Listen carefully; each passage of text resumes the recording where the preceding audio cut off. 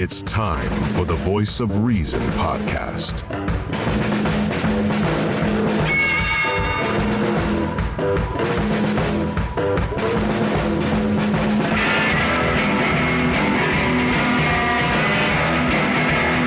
Here are your hosts, Sean Phillips, Andy Van Beber, and Travis Kirkendall.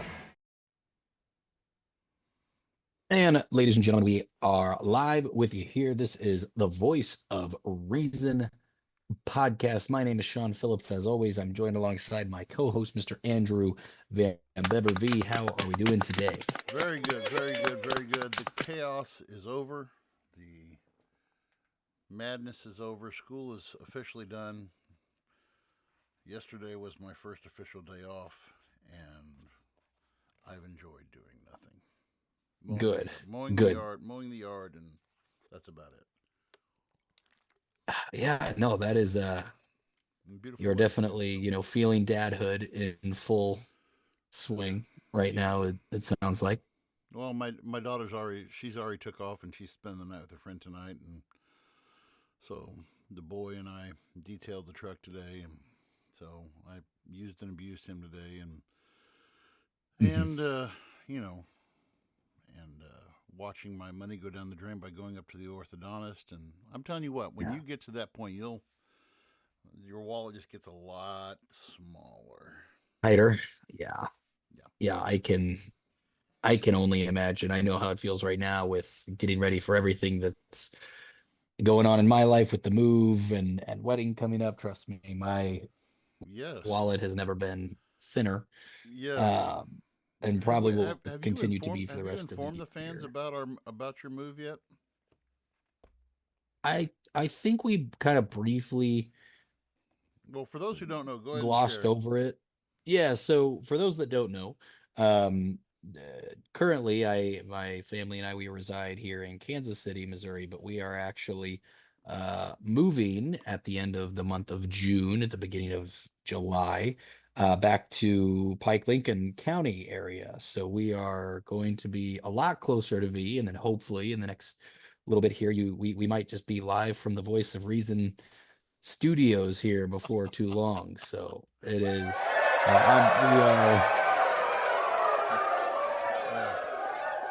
we are gearing up. We are excited. It wasn't a rush decision. We had kind of found ourselves in a position where we had an opportunity to buy a home that we could turn into our forever home. For most, as everyone knows, houses are just expensive. They're crazy. We were lucky to find a seller that was willing to work with us at a price. It is a fixer-upper. We're quite literally buying the shell of a house. So we've got to do a lot of work on the inside. But even if we, spent what we bought the house for to put into the house, we'd still be a lot cheaper, of an overall cost of what a lot of people, what it looks like. So we're very fortunate, very blessed to be in that kind of situation where our seller was willing to work with us. So that is huge. Not everyone has that nowadays. They weren't looking to just make a quick buck, or they weren't just looking to turn it into like an investment property. It was they wanted to get it sold to the right person, and we were I think the right fit for them. Yes, so it worked out great. And so now the rest of the scary stuff comes, trying to find work and all that stuff. But thankfully we've got a plan in place to kind of make everything happen. So definitely excited. It's going to be a crazy shuffle, yet again from LA to there. But now, this isn't going to be as big of a that was a that was quite the trek. That was a 3-day excursion. Yeah. So no, this is going to be just a quick 3-hour U-Haul drive, which I trust me, after driving a U-Haul across the country twice, nothing. Oh my gosh! Nothing scares me anymore at this rate. So trust. So here's a quick story. As we kind of do get into our topic, which is a little bit Hollywood today. when I moved to Los Angeles, when I moved into West Hollywood, okay, my apartment supervisor, the manager at my apartment, told me, "Hey, I have a parking pass for you. You're gonna be fine." He said, "That's all I'm gonna need, right? Because everything in downtown Hollywood, you have to have a parking pass for." So he's like, "I got one for your truck. You're good." So I pull into LA probably around 9 p.m. Okay, it's late. Mhm. We had been driving for like the last 2 days. It was a long trip. Because mind you, the truck that I took out there would not go above 55 miles an hour the entire length. So Oh, 1,800 miles at 55 oh, miles per that's hour. It sucked. brutal. That's brutal. Um, but so we get in, it's late. We park. We're like, we're gonna unload. Um, let's start unloading. We had a little bit of help, which was so wonderful. The apartment manager and his wife help my dad and I unload everything. And we were exhausted. We're like, all right, we're just gonna go down the street, grab a slice of pizza, and we're on our way back from grabbing the food. And this like person that I obviously don't know, but it's like, "Hey, you have that truck, right?" And I'm like, "Yeah." They're like, "They're about to tow it and give you a ticket." And I was like, "What?" So I run up there, and it's like the parking meter people and the cops are like, "Hey, man, like you have to have like a pass here." And I'm like, "This, I have this." And like, "Yeah, it's not gonna cut it." So I had to call my boss, ask if I could park the truck on his street. He said, "Sure, no problem." Well, because I was new to LA, I didn't know I just went the way the GPS was like, "Go this way." Oh man, did you go through the hood? Which, no, not the hood. I thankfully didn't live around the hood, but I drove through the twists and the turns of the Hollywood Hills in Oh, a in a 18-foot passenger truck the first time I'm like oh driving in Los Angeles. my goodness. And when I say like I called the U-Haul people's like, "You have to have another location on this side of the city. Like I'm not driving back over there to drop because my drop off location was Beverly Hills." And I was like, "I'm not doing that. I'm not Driving doing back that. through So the I hills. will." Oh Yeah, man. it was quite the experience to say the least. And I'm just thankful I will never have to make Oh that man, trip again. I that can put it is this way. fantastic. If a position ever opened up for me to go back to Los Angeles for work full time, it would have to be so much money. And it would also have to be where professional movers are hauling my shit because I am not doing it again. Yeah. Fantastic. That's So, great. I when we moved here, I borrowed a former student's. He has a race car. I borrowed his race car trailer, and this mhm. thing was it's every bit of Is it 30 the foot. former student I know pretty well? I don't know.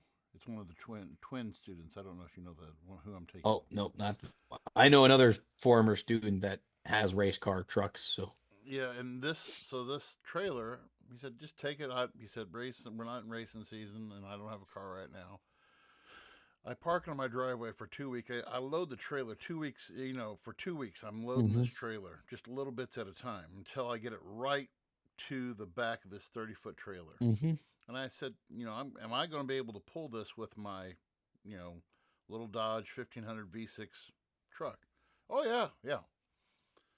So I start when moving day comes. I start dropping the hitch, and that truck just keeps on squatting and squatting and squatting to where my hitch is maybe Oh, 2 inches off the ground, mm, and it's still the weight of the trailer is still mostly on the crank.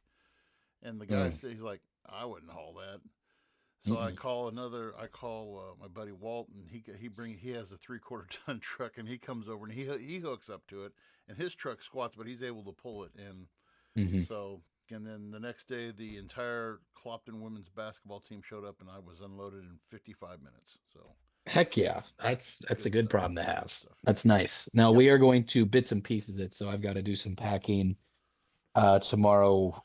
Um, pack some boxes up and start to just slowly but surely take some of the little things. So then that way, if the boxes are out of the way, then just the furniture has to go on the I got you. box I got truck. you. So Before we get into tonight's topic, again, life hit us last week. Last week of school, I was swamped. Sean was swamped.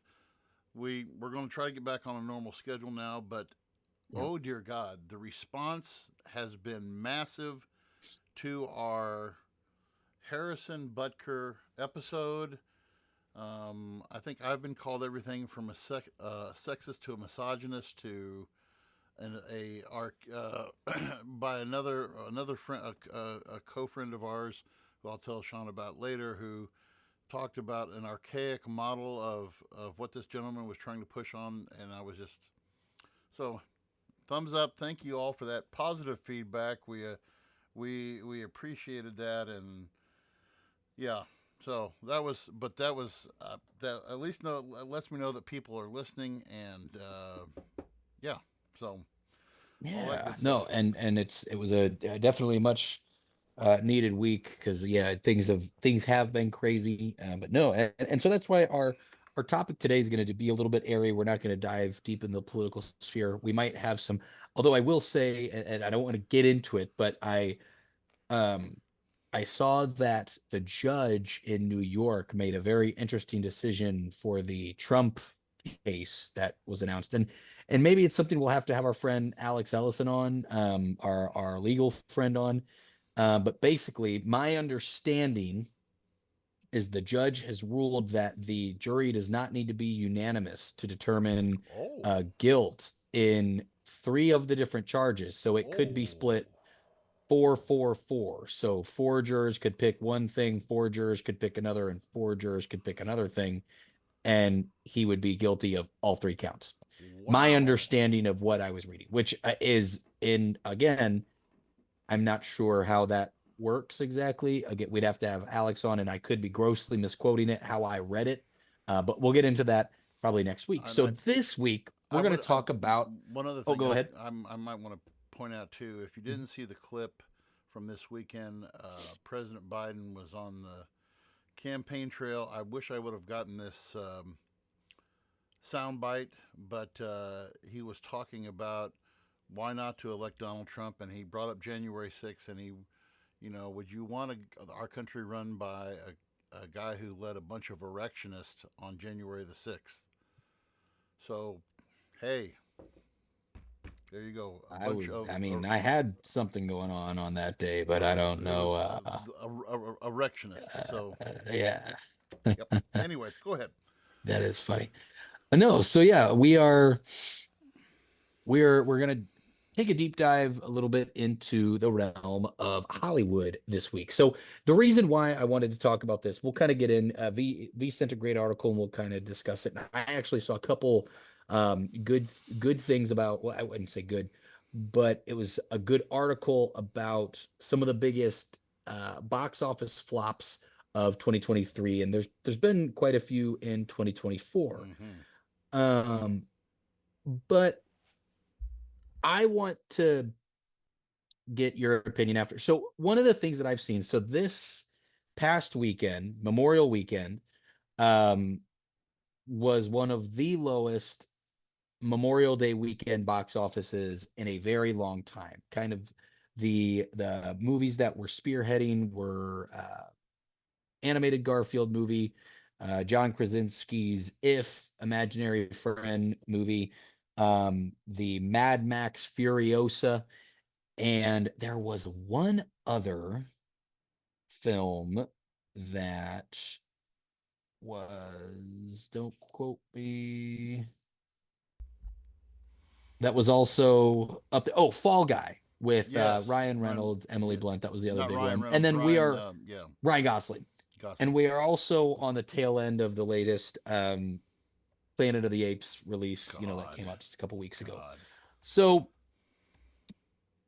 one thing, and we've talked about this before, Twitter, or X, formerly known as Twitter, is not necessarily the most trusted source for information. So my algorithm usually falls under sports and entertainment, and sometimes political stuff is what happens. Now, what I dislike about the Twitter algorithm now is that if you, I'm not even making this up, and V, maybe it might be different for you. I'm not sure how often you're on Twitter, But if I look at a post, so let's just say, like, if I was to go to Twitter, and the way that I have gone about being on Twitter to stay off it less is I have deleted the app from my phone. And so I have to go onto Safari to actually like load Right. Twitter because I just, it's taking its sweet time to load. But if I look at a post and let's say it says donuts are $1 today, let's just say that's the post. If I look at it, if I click that tweet and I look at that tweet and I go back, my homepage will then have 10 more tweets about that topic. So over this past weekend, the reviews, the film reviews, fan reviews for Mad Max Furiosa have been relatively positive. People have said it's a great film. However, it has not translated that way at the box office. No. And all these Twitter film buffs were toting that it's, America's fault that this movie is failing. We are never going to get, good IP again. And, it was every excuse in the book as to why, this movie was not doing well. And they want to know, I remember specifically the tweet that annoyed me was someone said, people's attention spans are too short thanks to YouTube and TikTok. Yes. So masterpieces like Furiosa are not seen by the masses. Great point. So I decided to do some digging. I went on my phone. I went to the Fandango app. I looked up 2 tickets for Furiosa at my local AMC. So there's an AMC a mile that way. So I got 2 tickets for what would be Tony and I. I looked and I did a guesstimate for, because the movie is about, it would take us from commercial start to driving there, getting home, about 3 hours to see the movie. On the low end, let's just say it was $50 for a babysitter for the evening. And then if we went to a movie, we'd split a popcorn, we would each get a drink. I'd say that would probably be fair. I did the math of the concession cost. I added the babysitter. I added the 2 tickets to go see the movie, and it would have cost us $135 Judas Priest to do that. Okay. Holy cow. It is not because people don't care about movies. I don't want to make this something that's necessarily just about the state of the economy, but people fail to look at the greater picture of things before they determine this is your average moviegoer's fault. Furiosa was a rated R movie. Okay. So my kids couldn't go, even if it was PG-13. Probably wouldn't take my kids, but I would be more inclined to take my kids to a PG-13 movie. Right. Than a rated R movie. So I have to have a babysitter. I could leave out the drinks and the popcorn, but the tickets alone, and this is with a military discount, which basically got rid of the $3 a piece Fandango fees, were $47. Yep. That's $47. Right. When we so go, you take the 47, you take the 50 for the babysitter, and that's still close to $100 just for a movie for 3 hours. So my take on it is, if we look and getting into, and I'll get your opinion on this, V, but I don't necessarily think that it's because people don't want to go to movies. I think it's because people can't necessarily afford movies. But the way that viewership, because this was my argument, there have been other movies that were remakes that did very well this year. And this might be, some people might disagree. Wonka did very well at the box office. Dune 2 did very well at the box office. Did very well. I do not think that the success was based off of because of Timothy Chalamet, who is the star in both those movies. I don't think it was because he is an A-list superstar that is drawing people. I think that both of those movies would have done fine with or without him. I genuinely think that. I think that he's a very talented actor, but I don't think that people went to see Wonka because Timothy Chalamet was Willy Wonka. I don't think that at all. Because same thing for I don't think that if he wouldn't have been cast, I think Paul Atreides is the name of the character in Dune. I think people would have gone to seen Dune regardless. Right. Okay. Now we look at last year. Um, we look at movies like The Haunted Mansion was a huge loss for Disney. Disney. Doesn't help that they released the Haunted Mansion movie in July, and not around Halloween where I looked and there wasn't really a family Halloween movie. esque Halloween Nope. movie. Nope. I was reading that too. Wish was another one that Disney lost out on a lot of movie money, and I watched that movie. My daughters enjoy it, but when we saw that movie in theaters around Christmas time. Um, or maybe it wasn't around, we saw Migration on Christmas. Um, but Wish was my daughter didn't care about Wish until it came out on Disney Plus. She was like, "Oh, there's that Wish movie again." So I know I've been going on a bit of a rant, and I'll circle back around. But V, I want to see, like, how often are you in the family, or even just how often do you guys go to theaters, if at We, all, anymore? so I will you nailed it. AMC is our we either go to AMC. There's also B&B Theaters is another popular Midwest theater chain. I love B&B. B and B&B is a B, great B and chain. B in Wentzville and B&B in Hannibal are both excellent theaters. They have the recliner chairs, which are, when you go to a B&B theater, you feel like you're getting the most bang for your buck because they have the recliner chairs. They have the big, because my wife and I are both big people. We enjoy our space and the kids like it.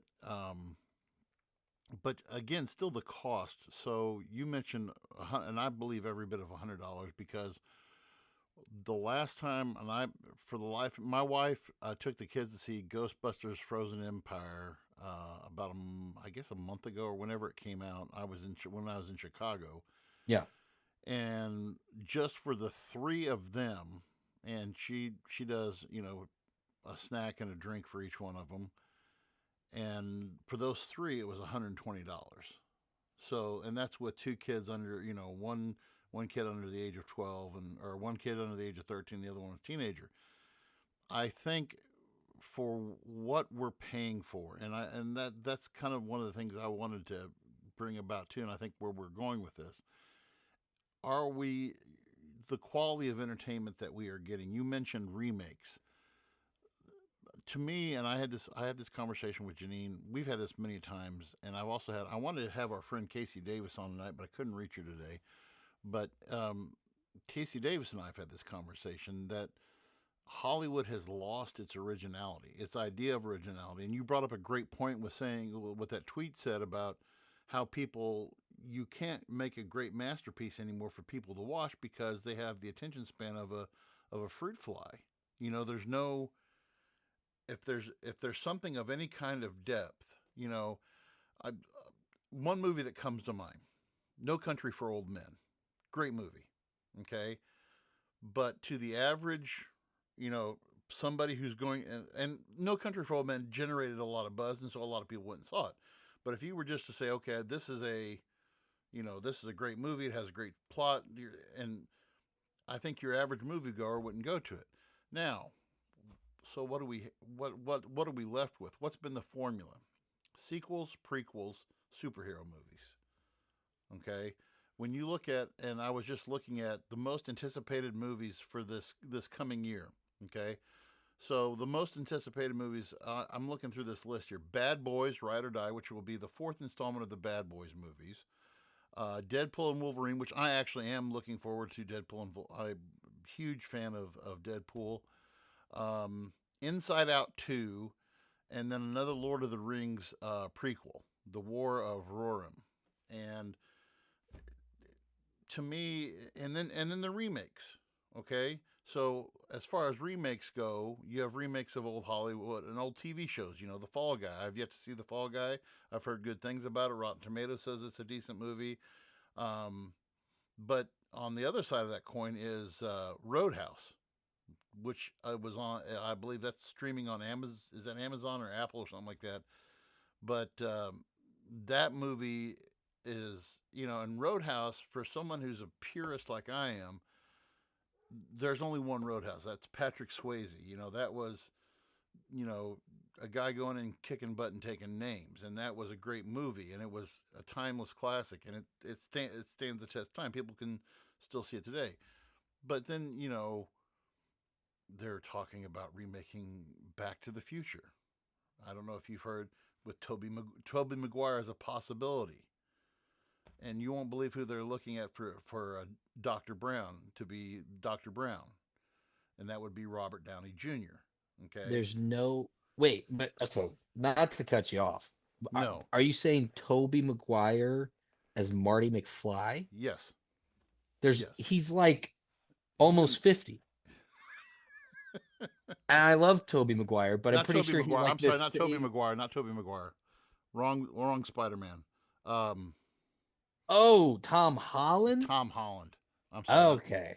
Tom. I'm like, if Toby Maguire played Marty McFly with Doc Brown being the same age as him, that would actually be rather impressive. That would be good. It's like, But I'm just yeah. Okay. I can't. But to me, if I'm, and we were talking back and forth this week about what this means for the future of streaming. If I pay an extra, what Disney has their thing,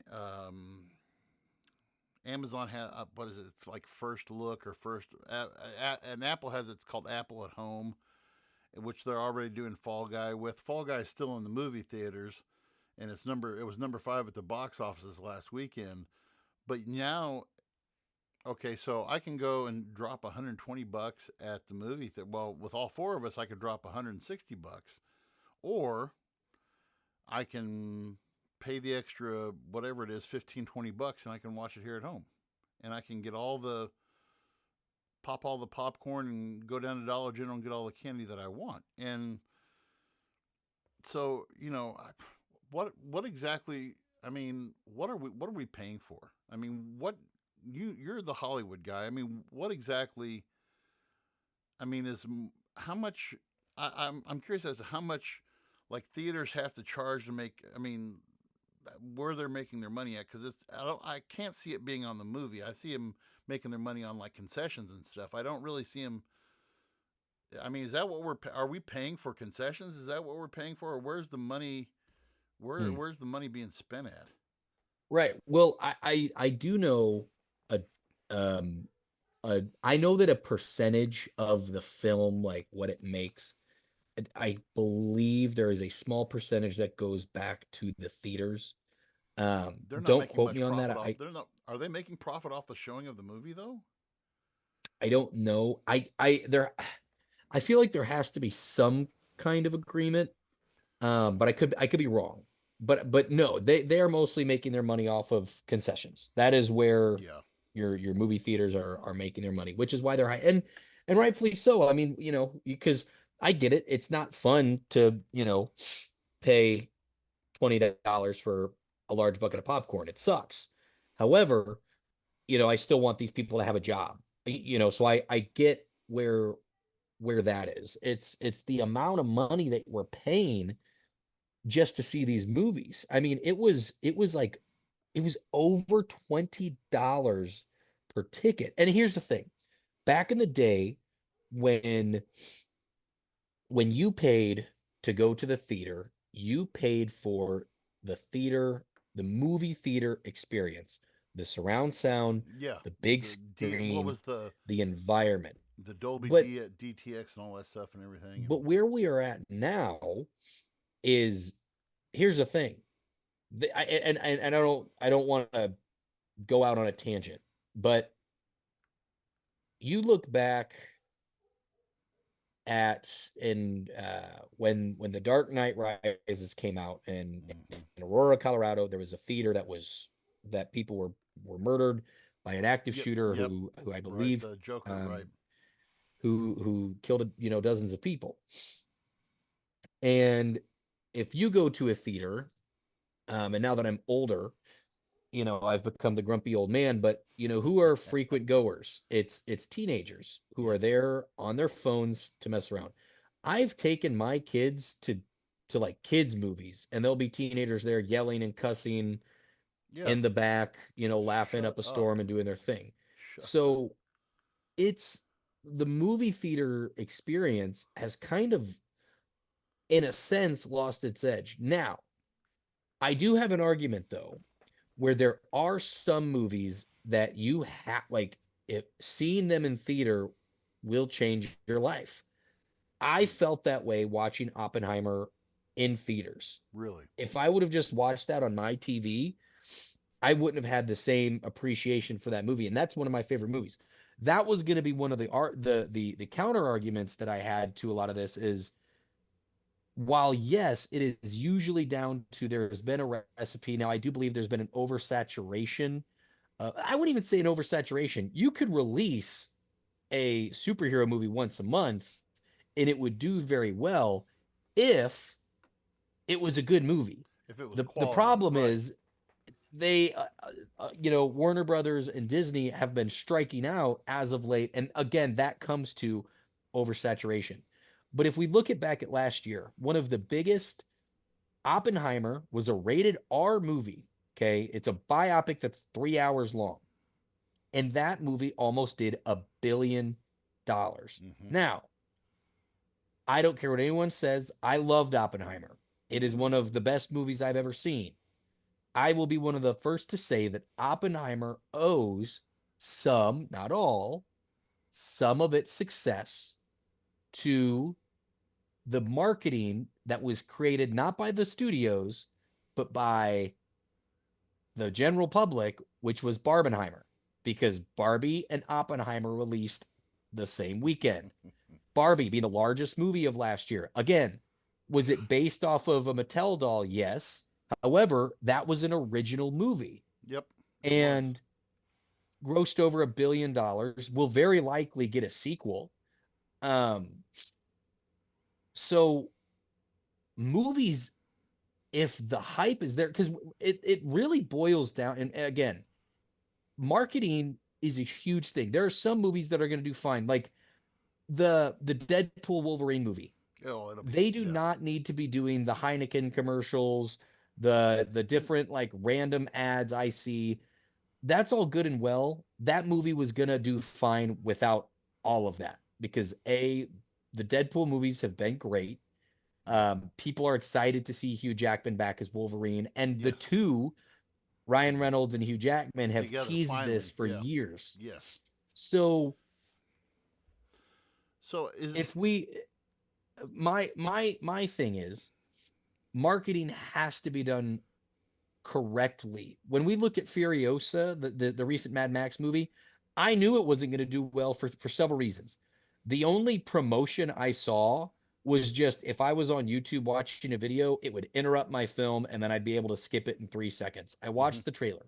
But here's the thing, like, did you see Mad Max Fury Road Mm-mm. with Tom Hardy? Mm-mm. Okay. It's a great movie. It Mm-hmm. is a fantastic movie, especially if you're a fan of the Mad Max franchise. Here's the deal though. This Furiosa movie that came out this weekend that's not doing well doesn't have the main character, Mad Max, in the movie at all because it's a prequel. And then it's based off of a character that Charlize Theron played in the Fury Road movie, and she's not in this movie. So this is not a dig at Anya Taylor-Joy. I love her. Mm-hmm. She's an amazing actress. Mm-hmm. But was she a big enough name to carry a film that had almost a $200 million budget after marketing? No. Chris Hemsworth as Thor can do that, but Chris Hemsworth as a guy that looks crazy and is out in the desert, can he do that? No. We saw it with Robert Downey Jr. Robert Downey Jr. did Dr. Doolittle, and it was one of the biggest flops of his career. Yes, it was. And that was his first thing post Iron Man.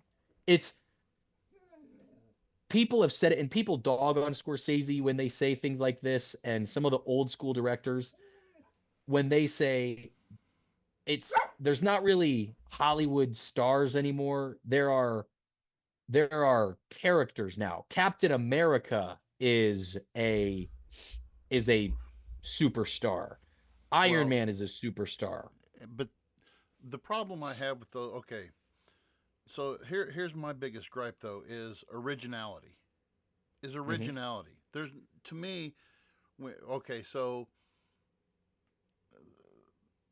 the broken skipping, cracked record that keeps on skipping on the same thing is okay, we've got this success, we've got this formula. In that article that you and I were reading over that, Disney's formula has been, you know, the it's the same, the girl and this and the princess and the that, and here's that formula is I'll say this: the last decent movie that I could say that I watched that was a Disney movie I could go back and I could watch again with my kids was Moana.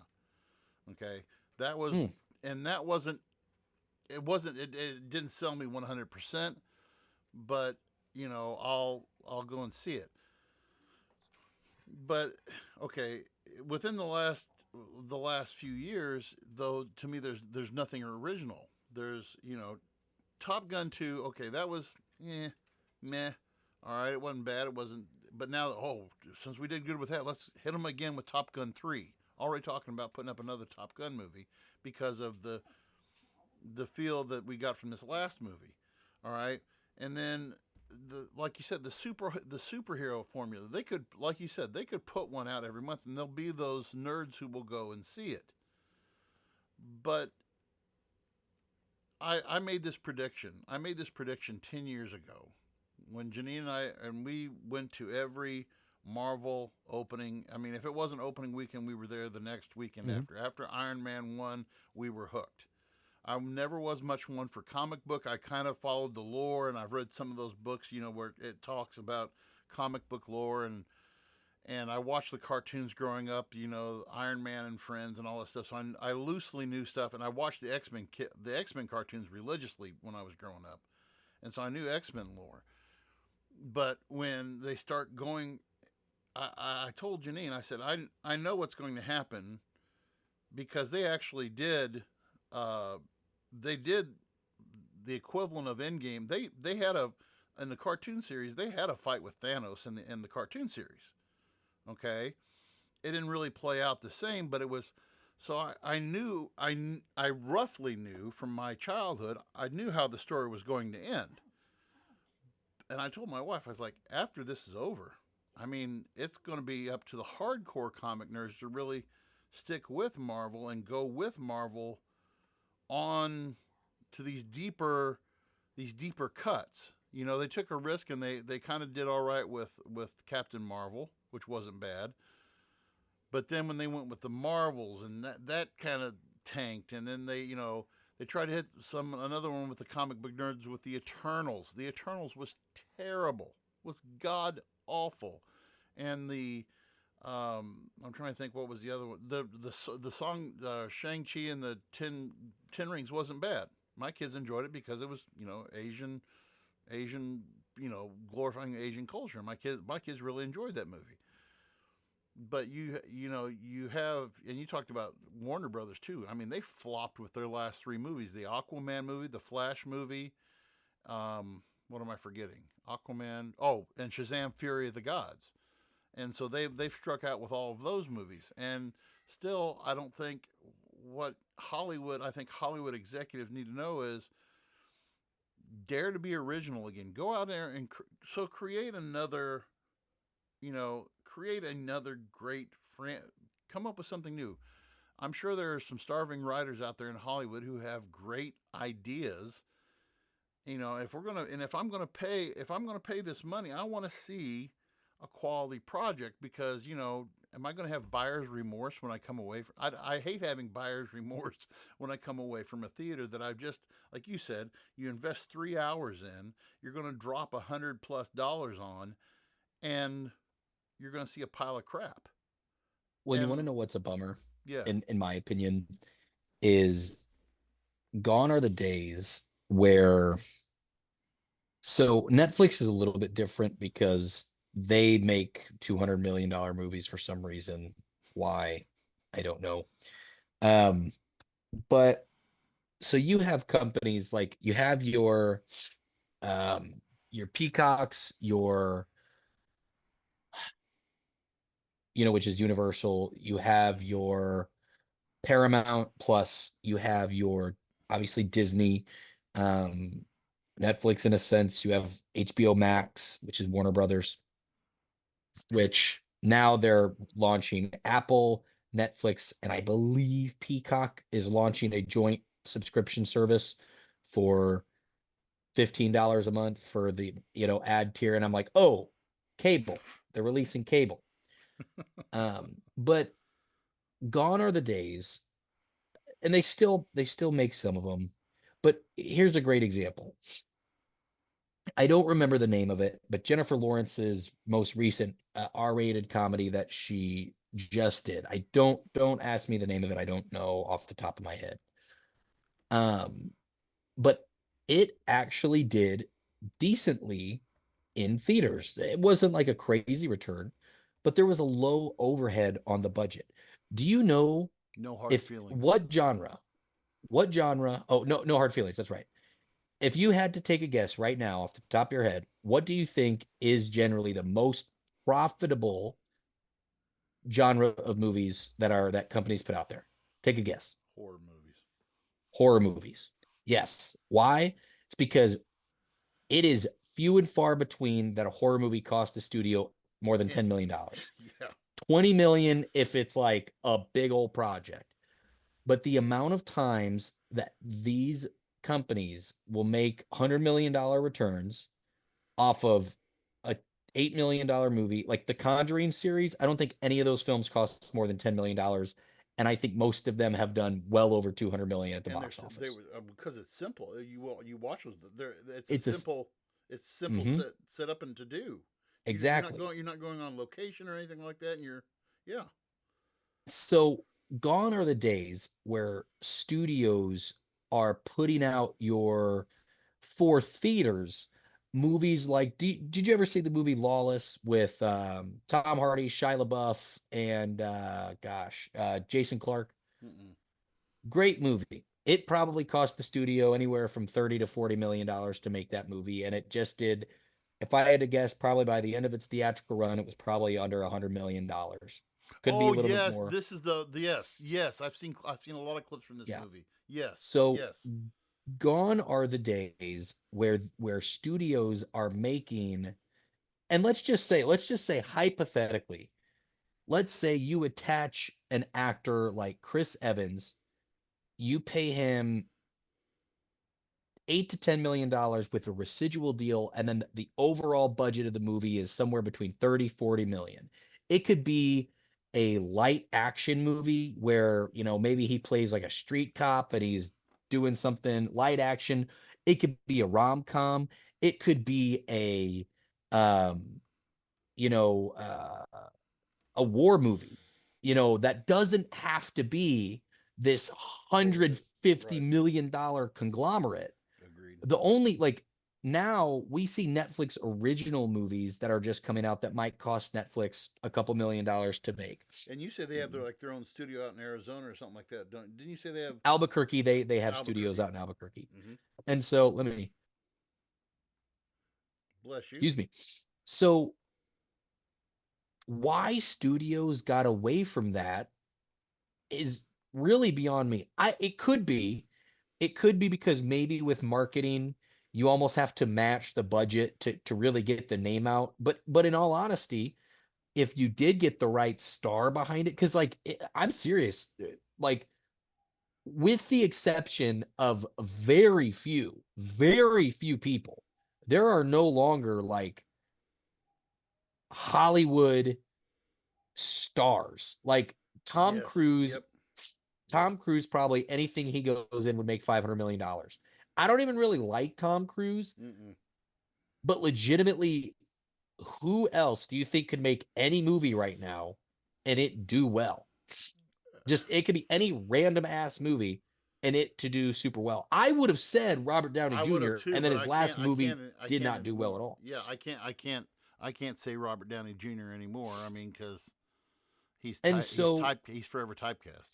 And so my thing is we've lost an art, which is your theater going experience for an enjoyable run of the mill film where, again, it's to the point where they go all in on these giant budgets. Heck, The Rock was Yes, in, The Rock's Netflix movie that he did, like Red Notice, was I didn't. I like couldn't. $250 million I made it for a 10 minutes into that. Netflix I movie. made it 10 minutes into that movie. I had turned it off. That's me and Madame Web, which is a whole other thing. Oh But God, that. Oh but my I God. but I would Oh, love for our listeners, give us your insight. What was the last movie that you guys saw in theaters? Are there any movies that are coming out this year that you're excited for? yeah. Is the movie theater experience too expensive? Is it you don't enjoy the movie theater experience as you did? Because I can truthfully say, with the exception of Oppenheimer, every other movie I think I've gone to for the last 2 years has been because I wanted to take my kids to go see a children's movie and have I fun can. with them at the movie theater. The last movie that I really, of course, was Endgame. Was the Infinity War Mhm. and Endgames were both. I didn't even feel like. And I've told kids this before too. And tell me if I'm wrong. To me, a good movie, when we do this thing, we talk about 1930s Hollywood, and I always ask the kids, what do you consider to be the best movie of all time? And they always say, like, these new movies. To me, a great movie is a movie that I can get lost in, meaning I feel like I'm sitting in just like you know, for example, every time Shawshank Redemption is on, I don't care where it's at in the movie. I will stop everything that I'm doing and I will watch Shawshank Redemption. The Green Mile, I will watch every second of it. And I mean, I I can say that I've watched Green Mile more than I've watched any other movie in my life. I've watched that movie probably close to 100 times. I'm not exaggerating because it's just so well done. Castaway, Tom Hanks Castaway movie. I've watched that many times, you know. Um, but it's movies like that that I love that has, or something that I'm really reminiscent about. Like there was a movie that didn't get a lot of play, but I thought was an excellent movie. It was called Ready Player One, which was based off of a book.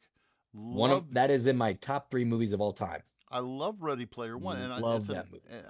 it was Steven so well. Spielberg. It's what? That's a Steven Spielberg film. Yeah, and Yeah. so I look at movies like that. If it's a movie that I can watch one time and I can say, I could have done without watching that. I'm debating right now to rent the new Henry was it Cavill film, The Ungentlemanly Art of Warfare. I And the little bits of it that I've seen are great. Yeah, and I'm debating about whether I want to watch that, but I've watched the last good movie that I went ahead and rented it. It was still in theaters. Was last Jason Statham movie I watched was called The Beekeeper, which was.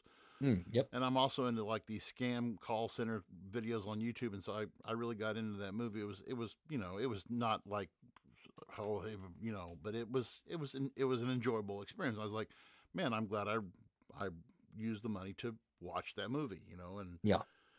but yeah, Hollywood has to get more creative because Mhm. and I think the last thing that we need to talk about before we go off tonight is just saying, if Hollywood keeps on doing what they're doing, I mean, and you kind of alluded to this earlier, these streaming services are I mean, that's what people are gonna start going to. I mean, if you can say, because you'll see some of those, like a movie trailer that'll say released only in theaters. Yeah, but you'll release it in theater and you realize, oh my God, we got to make our money back somehow. So we better release this to streaming so we can. I mean, that's kind of the whole thing with the Black Widow movie. When the Black Widow movie came out during COVID, and Scarlett Johansson had that lawsuit with Marvel saying, hey, you guys didn't pay me like you were supposed to, and I got screwed on this because I can't help Mhm. COVID, but you didn't release this in the theater. Now, granted, I didn't think it was that great of a movie either, but there you I'm a go. firm believer that in the next 10, 15 years, we will have 4 companies that aren't independents that are producing movies independently. maybe 5. Maybe 5 if Warner Brothers doesn't sell. I think it's Disney. Mm-hmm. I think it's Amazon. Mm-hmm. I think it's Apple Yep. and Netflix. Yes. I agree with all 4 of those. Maybe Warner Brothers, but I think No. I think your Paramounts, your Universals, Those guys are going to be gone. I think they will be bought out by Yep. the other giant. I think they'll be merged. Yep. Yeah. So, Totally well, agree. this was a good one. I know it was Yep. mostly us, mostly me, I should say, just kind of rambling about the film industry, but I had a blast, and Yes, sir. I am very excited next week. I am very excited to get back into politics and discuss politics with you. We'll hopefully have a better idea as we get closer to next Us week and the on what other exactly we're going to cover, and us as and the long other as nothing too erectionists. crazy. Yes. As us long and as the- nothing too crazy happens in the world this week, we should hopefully have a little bit of info. But again, be a friend, tell a friend. Thank you all so much for listening, and we will sign off and see you guys next week. Thank you for listening to the Voice of Reason podcast. Be sure to check out our other content on Facebook, YouTube, and TikTok.